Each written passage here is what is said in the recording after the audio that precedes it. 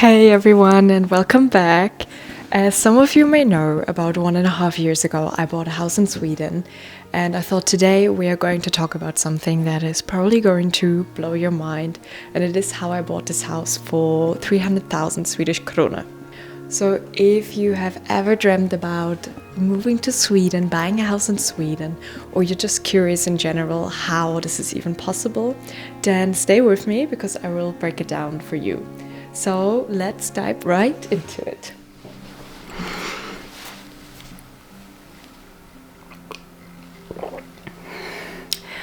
Okay, so maybe let's first talk about why I even chose Sweden in the first place.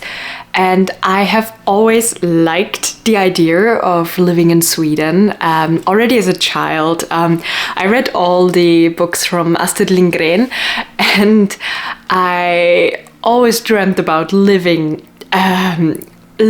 in one of the places like they did in the stories. Like, for instance, Bullabyn was my dream place where I would have loved to live as a kid. And I think it's really, I don't know, like unconsciously pushed me towards Sweden.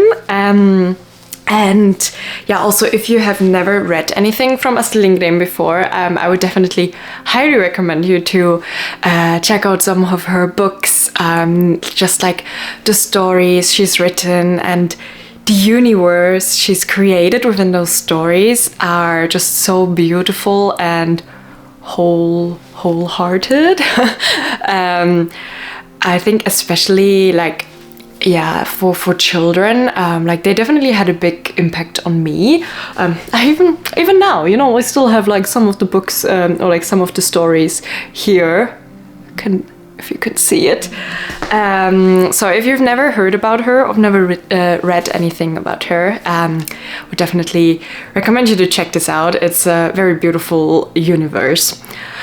And yeah, then also just like Sweden, and like the nature and like all the stunning landscapes that I've seen, and also for me very important, like the winter season here, and that there is still a proper winter with snow and everything. That was also very important to me. So I think I've just always felt this sort of attraction towards Sweden. Ever since I was little, and sometimes it's very hard to explain why you feel a certain way about a certain place, and you just cannot explain it, but you just have this feeling and you know that you want to try it out maybe at some point, or you feel like this could be the right place for you. And yeah, this was the feeling I had with Sweden. And then to be honest, I never really thought that this could ever become a reality and that I could ever actually have a house here and live here. But then I realized that it is actually possible, and it doesn't necessarily have to remain a dream, and I could actually make it happen. So that's what I did. Okay, and I'd say before we go a bit into my story and my search and everything for the house, let's talk a little bit about like the housing market in Sweden, because I think you would actually be very surprised to hear how affordable some of the places actually are. Of course, I'm not speaking about like bigger cities like Stockholm, Gothenburg or Malmö, because it's definitely on the more expensive side there. But if you, for instance, go further up north or more into the countryside, a lot of the places are actually really affordable. Like you would not be able to find this in, let's say, in Germany. Or in many other places. It has really surprised me because I always, also before like coming here, I always had the impression that Sweden is a very expensive country and it must be very expensive to live here. But then when I actually stumbled across some listings, like at some point I realized it is surprisingly affordable in some places. And then I was like, oh, you know what?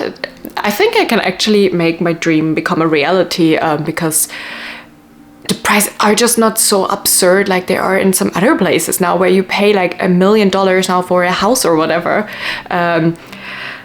So yeah, that definitely helped me a little bit to actually take a closer look into the whole market here and see what the options are for me.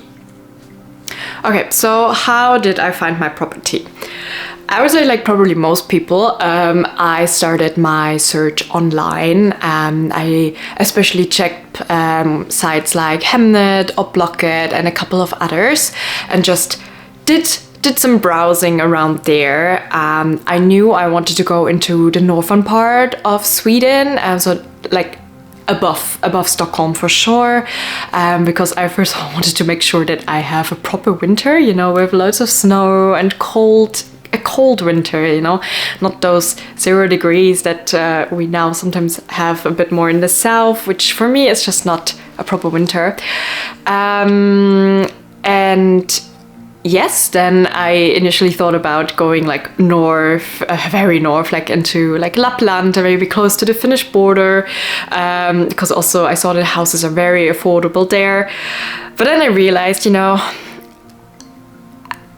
it would probably take me around 5 days of traveling each time I would have to go and visit my family back home, or, you know, to go to places, and it's very far away.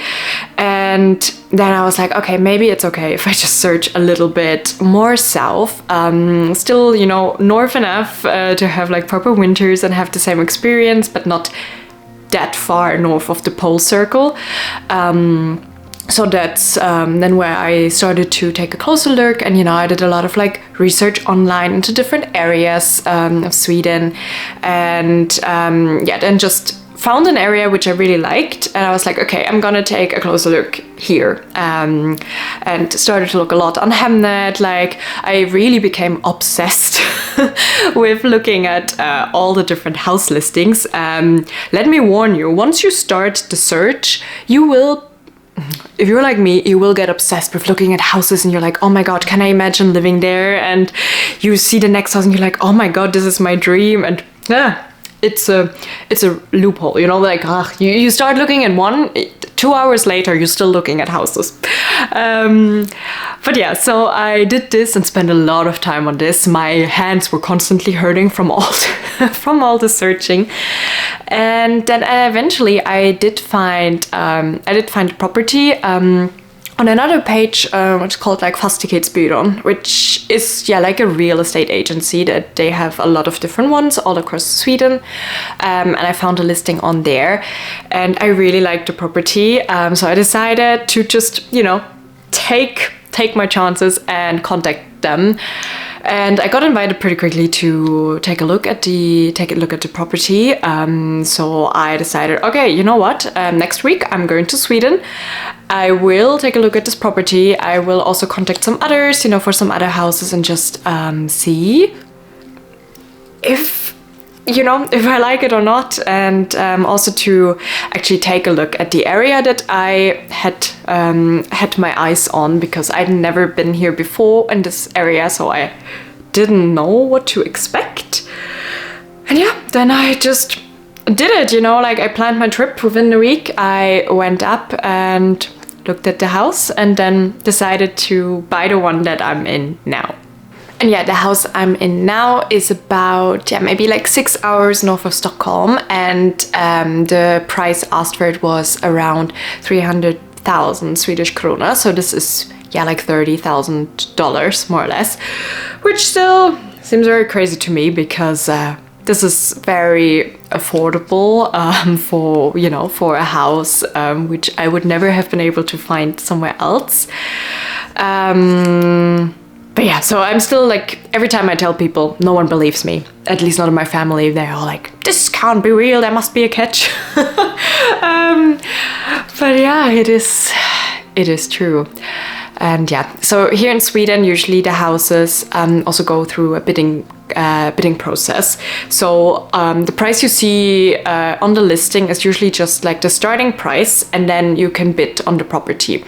and anyone that is interested can bid on the property, and in the end the seller can decide who he wants to sell the house for. So it can also be that you can get a house for less than the starting price if there's no one interested in it, but it can obviously also, you know, go a lot higher. So this always depends a little bit, you know, also on the location. If it's a prime location, let's say, you know, like next to the water, or then it might go for a lot more than the listing price. But yeah, so in general, that's how it works here. I was very lucky and I didn't have to go through the bidding process, and the seller just agreed to sell it for the listed price to me. So yeah, I was kind of happy about this, because I know that sometimes the prices can go quite high up. Yeah, and then honestly, like the whole process of buying the house was actually really easy, at least for me. So once both parties agreed on like selling and buying, we signed the contract through the realtor, and decided on like the handover date for the keys. Then I had to kind of send in some documents and like send in some proof where the money comes from that I used to pay for the house. I also had to prove that I have like some house insurance, because you need to have the house insurance starting from the day that you move in. And yeah, just a couple of things like this, which was fairly easy. And then we just met up on the agreed date for the handovers. We did the rest of the paperwork, and then I received the keys and I could move into the house. This was really an easy process. In Sweden, it's also the seller that is responsible for paying for the fees for the realtor. So I think I would also always recommend you, if you're looking to buy for a house, to just do everything through a realtor, because then you do not have to worry about the paperwork, because they will take care of everything for you and you don't have any extra costs involved for you. And I would just, at least for me, you know, like I just felt on the safer side doing it through them, so I didn't have to worry about anything.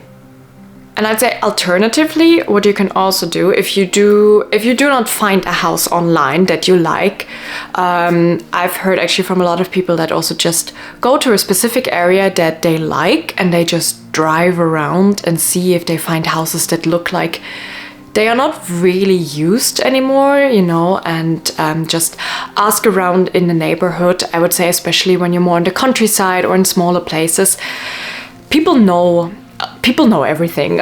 So if, for instance, the house is maybe unofficially for sale, you know, the owner is maybe older and actually wants to get rid of it, but it's too much effort to sell it, you could be really lucky and like getting in contact with them and actually finding like your dream place like this. I have heard of a couple of people who have done this, and they found like the property they wanted in like exactly the area. So you obviously need to bring a bit more time and patience with this, because first of all, you never know if the house is actually for sale, right? But I think if you're willing to do this and just like, you know, drive around and see, I think you could really find like a super nice hidden gem and maybe find your dream property. Okay, but now you may be also wondering, where is the catch? Why was my property so cheap? It must probably be in a terrible condition and so on, but I must honestly say it wasn't that bad, and I could immediately move into the house and like live here. Of course, you know, there were a lot of cosmetic things I have to do that I still have to do. Also, like, you know, in the future I will have to maybe insulate the house a bit better and do some changes, but overall it was in a pretty decent condition. And yeah, for me it was important that I could live in the house immediately, and I do not have to spend like first, like, I don't know, half a year of renovating it before I can even like set foot on the property. So that was really nice. I could immediately do this. The house has running water, it has electricity, it had a heating pump, a heating system, and everything. It even had like some furniture that I still have in the house now. So I'd say it was pretty good deal for that. But of course, you know, it is in the middle of the countryside. There is not much around. I always have to take the car to go to the supermarket, to go to the town, and so on. So you are a bit more remote, which is often the case also with those cheaper properties. You basically live in the middle of nowhere. And for me that was perfect, because that was exactly what I was looking for. I did not want to be in a city, you know, I did not want to live in Gothenburg or any other place. So, you know, if this is something for you where you want to just be like closer to nature, have, I don't know, a forest behind your garden, behind your house, and you're okay, like being a bit dependent also on your car and like driving to places for convenience, then this might be a good choice for you. But yeah, of course, you know, it is not easy, especially in winter, which is around 6 months here a year. You need to be prepared, and there will be many things coming your way that you will have to figure out. And of course, you know, when you live in the city, it's easy. When it snows or it's icy, you can still go to the supermarket quickly. Like here, sometimes I really struggle. Like right now, it's very icy out there, so I do not dare to take my car. I do have a lot of groceries like in the house that I store for, you know, for moments like this when you may not be able to actually go somewhere. But it is doable. I think you just need to be prepared, and you will definitely learn with time. But I've also learned that like a lot of people like here in the countryside, they are just all very friendly and helpful. So, you know, whatever problem you have, just ask. And I'm sure they will be happy to help you and support you and guide you towards the right person who may help you with whatever issue you have. Okay, I think I rambled on for long enough now. I'm gonna say bye now. If you have any questions around the house search and, you know, the process, where you would like me to go into a bit more detail, let me know. I'm happy to do so. Also looking forward to read your comments, and I wish you all a happy day, happy evening whenever you're watching this, and I'll see you in the next video. Bye!